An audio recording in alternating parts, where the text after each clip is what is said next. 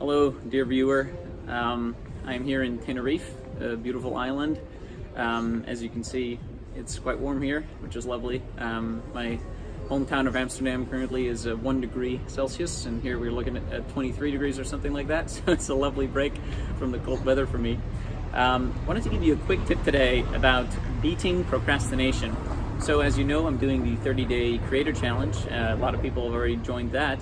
If you have your own business or you've thought about starting your own business, you're going to need an audience for that business.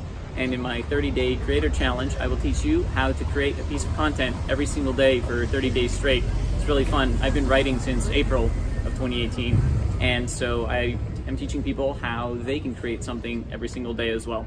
Now, what comes up a lot is that people are procrastinating. So they commit themselves to creating something every single day, right? But it's hard to actually get started.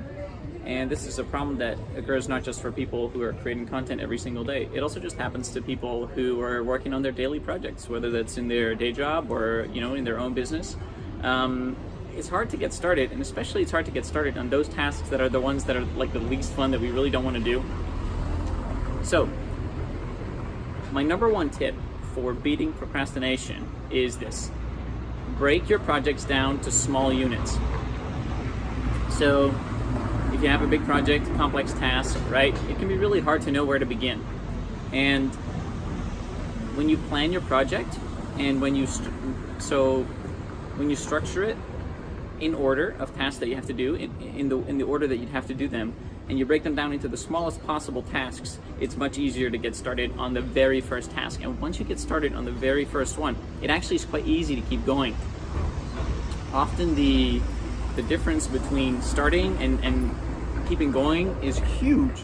So going from zero to that first task is way harder than going from that first task to the second one. That's why it helps to break your project down into small tasks. So let me give you an example of this. Say you want to write an article, a blog post, right? You could write down as a task on your task manager, write a blog post. Of course, there's more to writing a blog post than just that one step, right? There is picking a topic, structuring your post, right? Writing the introduction, writing the middle, writing the conclusion, maybe adding some images, posting it on your website. So let's say your first step is picking a topic, right? Even that we could break down into multiple steps. You could say, come up with a topic by brainstorming, for a couple minutes. Or you could say, I'm gonna take a shower and see what I think about while I take a shower, and then I'm gonna come up with a topic. Or if you already have a topic in mind, your first task could be write sentence number 1, or it could be write the last sentence. Actually, I really like sometimes starting with like the final sentence or a sentence in the middle. So break down your project into its component steps, really simple ones that you cannot break down into any further steps that make sense. It's not like type the first word, right? And then just do any one of those tasks. The first one is nice if you can, but also just try and do any other one.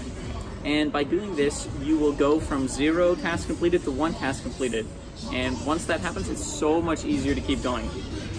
So that's my advice to you for beating procrastination, my number one tip. It works really well on all sorts of projects. Run with it and let me know how it goes. And greetings from Tenerife.